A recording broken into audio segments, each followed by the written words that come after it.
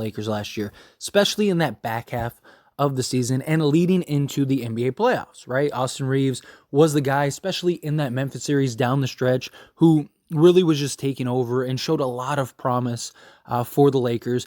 And the idea is that this is a guy who, 25 years old, still has a lot of room, a lot of upside, is a guy that can play both guard positions, can shoot the lights out, can facilitate for others, can create his own shot, just do a little bit of everything, and be a long-term asset, a long-term impact player for the Lakers for the foreseeable future.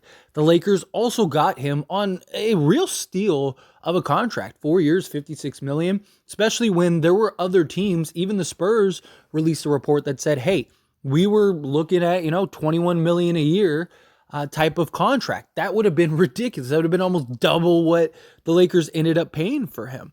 And again, it took him a little bit to kind of emerge into the player that he was. He averaged 13 points, 3 rebounds, and 3.5 assists for the Lakers. But again, that was counting the entirety of the season when he was not getting a bunch of run and not a bunch of burn and, sitting off the bench or coming off the bench or having games where he, was very limited in his level of play. So you got to remember, he only started 22 games total for the Lakers last year. It seems like a lot more, but it really wasn't. And he really just stood out and emerged to the point where Darvin Ham had no choice but to play him as the starting shooting guard. Again, hopefully that can translate to this upcoming season. But to continue to better highlight how good Austin Reaves' season was last year, Austin Reaves was literally the best shooting guard. Not shooting guard, shooting guard in the league. So here's the graphic. This was uploaded by Basketball Forever. True shooting percentage. Austin Reaves shot 68.7% true shooting. Steph Curry was 65.6. Dame was 64.5. Austin Reaves was that good shooting the basketball last year for the Lakers that he led the league in true shooting percentage, which is ridiculous, right? This is a guy who shot 40% from three. He was nearly a 50-40-90 guy. He shot 52.9% from the field, 39.8% from three, and then shot 86.4% from the free throw line. He is nearly a 60-40-90 guy. I actually believe that at some point, before it's all said and done for his career, that he will be a 50-40-90 guy. I think he has that shooting potential. I think he has that touch. He's very crafty. He doesn't really take terrible shots unless he's, in a position where he has to, where, late in the shot clock or something like that, and he's got to throw it up. He's also fearless in that regard, which is also really nice. This was a guy that was throwing up, half court buzzer beaters and whatnot. And you see a lot of guys that they won't even try to take that shot because it messes with their shooting percentage. And Austin Reaves, he was out there just hooping. Now, to be fair, there is the concern of him kind of regressing a little bit, right? Like, teams didn't really plan for him. Teams weren't really expecting this level of Austin Reaves. Well, now teams are going to expect it. And teams are going to have him on the whiteboard and actually have him on the scouting report getting ready to go into games. And so, does that something that changes Austin Reaves' performance this year? If it doesn't, I think Austin Reaves could legit be a 25-5 guy. He was a 13-4-4 guy, basically. To think that he can't be 7 points more with him having a bigger, more prominent role throughout the course of the entirety of the season.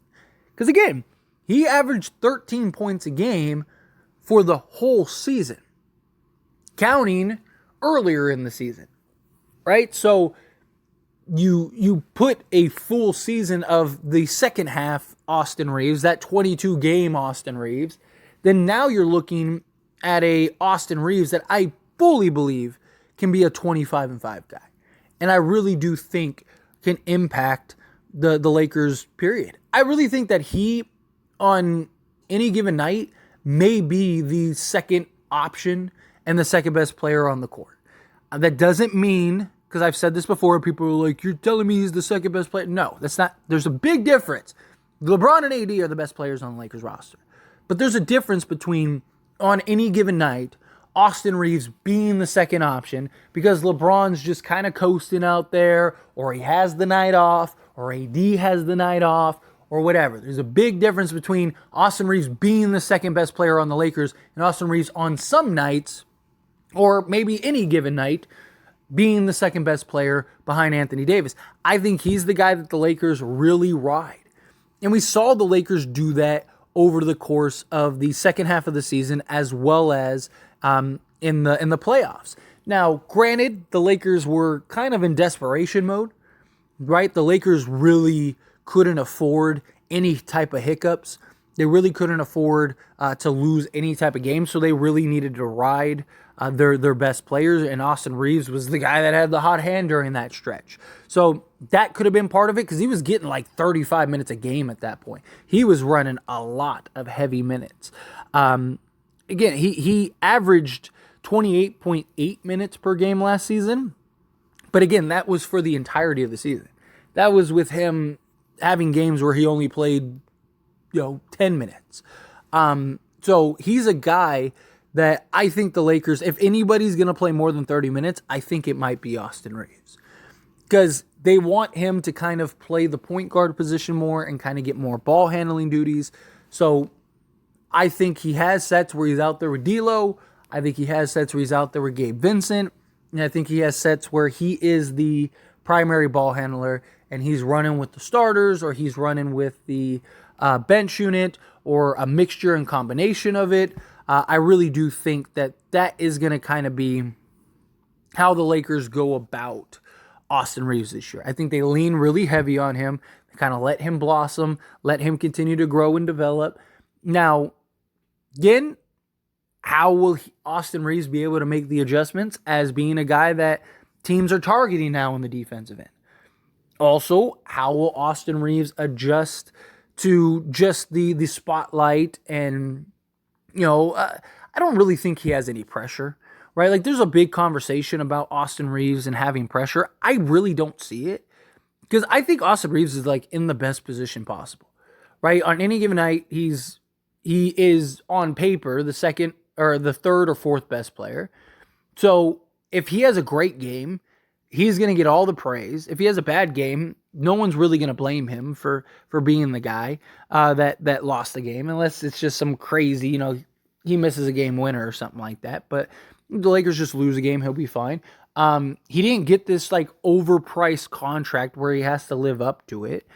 I think Austin Reaves is in a perfect position, but there could be, some level of like, I need to stick to the same standard as last year, or even the possibility of like, I need to be better this year than last year, when last year he was still a very good player.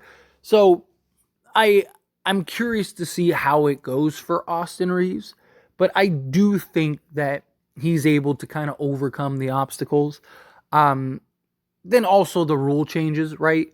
Like the NBA is really kind of trying to shift away from a big part of Austin Reaves' game, which is just getting in the paint, drawing the contact, and getting and ones, getting to the free throw line, stuff like that. Well, they want to kind of slow down on the foul calls, kind of get rid of the flopping or just the ability to kind of force and draw contact.